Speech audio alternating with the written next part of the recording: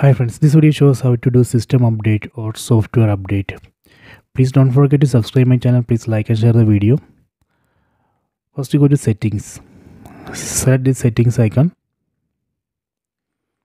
Go to system. Go to about.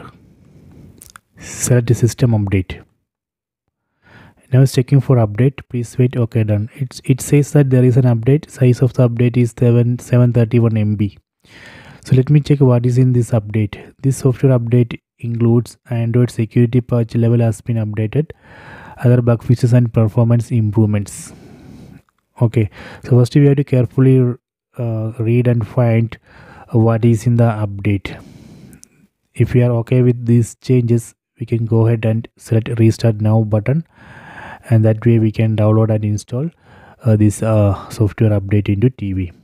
So this way we can check for software update, then download and install. So please try this.